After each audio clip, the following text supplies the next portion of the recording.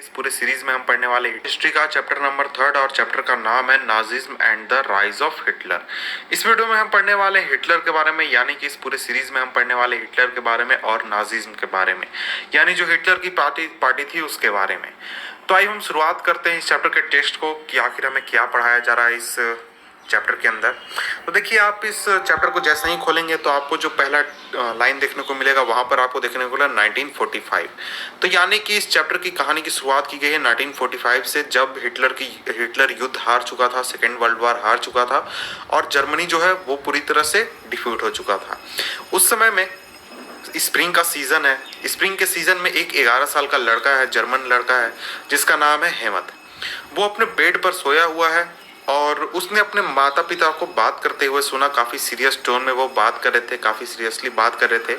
उसके फादर, जो कि एक बहुत ही जाने माने फिजिशियन थे, और काफ़ी भारी स्वर में, काफ़ी सीरियस स्वर में अपनी वाइफ के साथ डिबेट कर रहे थे कि अब वो समय आ गया है कि या तो हमें पूरे परिवार को मार देना चाहिए या फिर उसके पिता को खुद ही आत्महत्या कर लेना चाहिए। और ये सभी बातें जो हैं ये लड़का सुन रहा था। तो उसके फादर कह रहे थे कि अब जो है, अब जो अलाइज है वो हमसे वैसा ही रिवेंज लेंगे जैसा कि हमने किया था जीउस के साथ और क्रिपल्ड लोगों के साथ। क्रिपल्ड यानी कि जो शारीरिक रूप से अक्षम है वैसे लोगों के साथ। तो अब यहाँ बात आता है कि जीउस तो आप समझ रहे होंगे, क्रिपल्ड भी समझ गए। अब यहाँ पर बात आता है कि अलाइज कौन थे। तो अलाइज, अगर आपने वर्ल्ड वॉर 2 के बारे में पढ़ा होगा तो उसमें 2 पावर्स थे, एक एक्सिस और दूसरी तरफ अलाइज। तो देखिए, अलाइज जो पावर थे उसमें आपका यूके आता है, यानी कि ब्रिटेन आता है, फ्रांस, फिर आपका क्या कहते हैं यूएसए आता है, फिर यूएसएसआर यानी कि आज का जो हम रसिया जानते हैं उसको मिला के कुछ रीजन्स, ये सभी बड़े पावर्स थे। और एक्सिस में हम देखेंगे तो जापान, जर्मनी और इटली, ये सभी पावर्स एक्सिस में थे। तो अलाइज जो हैं वो जीत गए थे वर्ल्ड वॉर 2 में, और जो एक्सिस पावर्स थे ये वर्ल्ड वॉर 2 हार गए थे। तो इस वजह से उसके जो पिताजी थे हेमत के, वो काफ़ी ज़्यादा परेशान थे कि हम जब हार चुके हैं युद्ध और अलाइज ने हमारे इलाके पर कब्जा कर लिया है, तो अब जीतने के बाद वो हमारे साथ वही व्यवहार करेंगे जो कि हमने यहूदियों के साथ किया था या फिर क्रिपल्ड लोगों के साथ किया था। उसके अगले दिन, यानी जिस दिन ये बातचीत हुई उसके अगले दिन, जो हेमत था वो अपने पिताजी के साथ गया, यानी अपने पापा के साथ गया घूमने, और उन्होंने काफ़ी अच्छा समय गुजारा एक दूसरे के साथ, और उन्होंने चिल्ड्रन सॉन्ग भी गाए, काफ़ी घुमा फिरा। उसके बाद कुछ समय बाद जो हेमत था उसके फादर ने खुद को गोली मार ली, यानी कि उन्होंने आत्महत्या कर ली। और इसके बाद हेमत को अभी भी वो दिन याद है जिस समय उसके फादर्स के जो यानी कि उसके पिताजी के जो यूनिफॉर्म था, और वो यूनिफॉर्म पूरी तरह से खून में सना हुआ था, क्योंकि उन्होंने खुद को गोली मारी थी तो उस वजह से वो खून में सना हुआ था। उस यूनिफॉर्म को घर के ही फायर प्लेस में जला दिया गया था।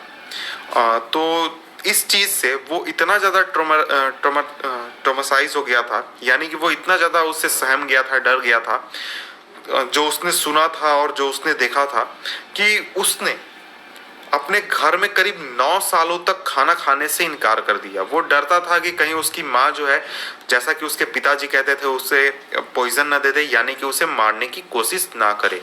तो सोच सकते हैं कितना ज़्यादा वो डर गया था। अब आगे बढ़ते हैं। देखिए, हेमत जो है वो एक तरह से रियलाइज ये नहीं कर रहा था कि इन सभी चीज़ों का मतलब क्या होता है, क्या हो रहा था, क्यों पीछे चीज़ें हुई, और उसके पिताजी जो थे वो उतना डरे हुए क्यों थे। तो देखिए, यहाँ पर बात यह है कि उसके जो फादर थे, यानी कि हेमत के फादर, वो एक नाजी थे। नाजी का मतलब जो हिटलर की पार्टी थी उसके सपोर्टर थे, और वो एडोल्फ हिटलर के एक कट्टर समर्थक थे। तो आप में से ज़्यादातर लोगों को पता होगा कुछ चीज़ें नाजीज के बारे में और हिटलर के बारे में, और आपको ये भी पता होगा कि जो हिटलर था वो पूरी तरह से डिटरमाइंड था कि वो जर्मनी को पूरे वर्ल्ड का एक माइटी पावर बनाएगा, यानी कि बहुत ही बड़ा महाशक्ति बनाएगा पूरे वर्ल्ड में। और उसका एम्बिशन था कि वो पूरे यूरोप को कैप्चर करे और आपने ये भी सुना होगा कि हिटलर ने ज्यूज की काफी ज्यादा संख्या में हत्या कराई थी। तो देखिए, नाजिज्म ऐसा नहीं है कि हिटलर की पार्टी के आइडियोलॉजी को ही नाजिज्म कहा जाता है, और ऐसा केवल एक इंसिडेंट को हम नाजिज्म के एक्ट में हम नहीं रख सकते हैं। तो ये जो नाजिज्म आइडियोलॉजी है, ये पूरी तरह से एक सिस्टम है, एक स्ट्रक्चर है आइडियाज का, जिसमें कि पूरे वर्ल्ड को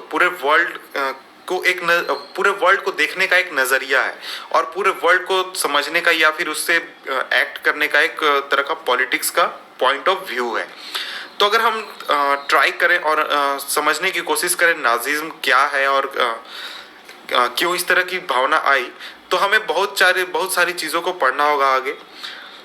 तो let us see why Ahmad father killed himself after being basis of fear, after what the basis of fear was. तो अब हम देखते हैं कि आखिर अहमद के जो फादर थे, उन्होंने खुद की हत्या क्यों कर दी, यानी कि उन्होंने आत्महत्या क्यों कर लिया। तो देखिए, अब हम आगे बढ़ते हैं और अब हम देखेंगे उसके बैकग्राउंड को। ये तो हमने एक तरह का इंट्रोडक्शन देखा।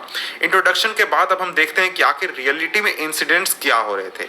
तो देखिए, बात यह है कि मई 1945 में, यानी 1945 के मई में जर्मनी जो है वो अलाइज के सामने सरेंडर कर चुका था। अलाइज कौन कौन थे ये आपको पता चल गया है। और anticipating what was coming, Hitler, his propaganda minister Goebbels and his entire family committed suicide. तो देखिए, ये सभी चीजें होने के बाद जो हिटलर था, उसके साथ जो उसका मिनिस्टर था गोबेल्स, जो प्रचार मंत्री था गोबेल्स, और उसकी पूरी फैमिली, यानी कि गोबेल्स की पूरी फैमिली और हिटलर की पूरी फैमिली, इन्होंने सुसाइड कर लिया एक बंकर में। ऐसा कहा जाता है कि बंकर में suicide collectively in his Berlin bunker in April. तो यानी कि मई में सरेंडर हुआ, उसके पहले ही अप्रैल में ही इन्होंने सुसाइड कर लिया था। At the end of war and international military tribunal at Nuremberg was set up to prosecute Nazi war criminals for crime against peace, for war crimes and crime against humanity।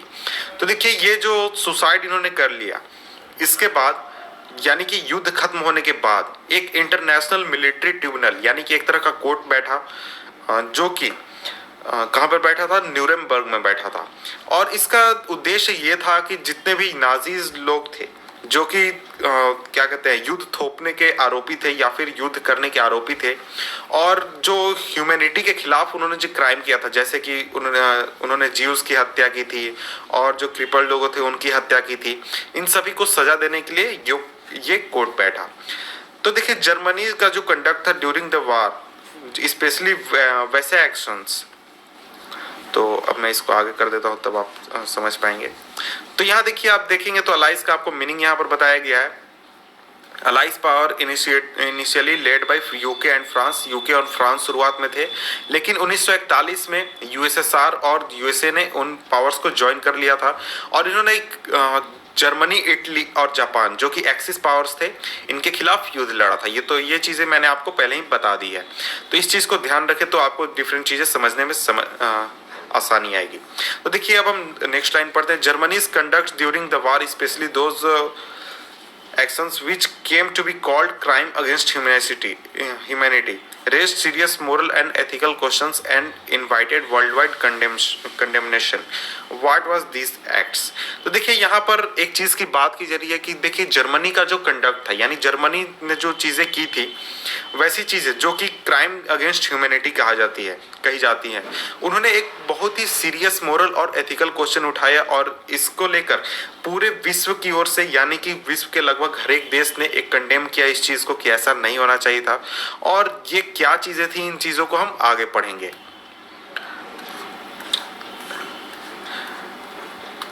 तो देखिए, world war 2 जब चल रहा था, यानी second world war जब चल रहा था, उसी के बैकग्राउंड में, यानी कि एक तरफ तो पूरी जर्मनी की सेना युद्ध लड़ रही थी दूसरे जो अलाइड पावर्स थे उनके खिलाफ, लेकिन जो जर्मनी था, यानी कि जो हिटलर था, उसने अपने देश के अंदर भी एक तरह का जिनोसाइडल वार छेड़ दिया था। जिनोसाइडल वार का मतलब यह हुआ कि जिनोसाइडल का मतलब होता है कि killing on large scale leading to destruction of large section of people, यानी कि कोई एक सोसाइटी का एक ग्रुप है जिसको पूरी तरह से हत्या कर दिया जाए, यानी कि अगर एक दो हत्या नहीं, पूरी सोसाइटी को हत्या किया जाए, 1000, 2000, 10,000, 1 लाख, इस तरह से, तो उसे हम जिनोसाइड कहते हैं। which resulted in mass murder of selected group of innocent civilians of Europe। तो देखिए जो सेकेंड वर्ल्ड वॉर के बैकग्राउंड में जर्मनी में जो जेनोसाइडल वार चल रहा था उसमें मास मर्डर किया था, बहुत ज़्यादा संख्या में मर्डर किया गया था एक सिलेक्टेड ग्रुप्स लोगों के, एक सिलेक्टेड ग्रुप को जो कि एक तरह के इनोसेंट सिविलियंस थे यूरोप के।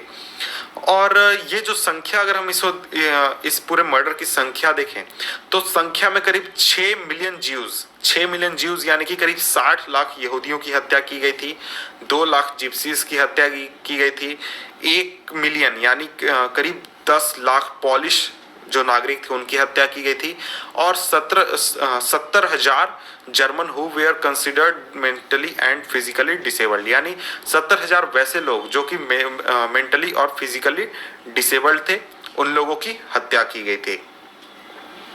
तो देखिए इसके अलावा भी बहुत सारे पॉलिटिकल जो अपोनेंट्स थे, क्या कहते हैं, नाजीज के यानी कि हिटलर के, उनकी भी काफी ज्यादा संख्या में हत्या की गई थी।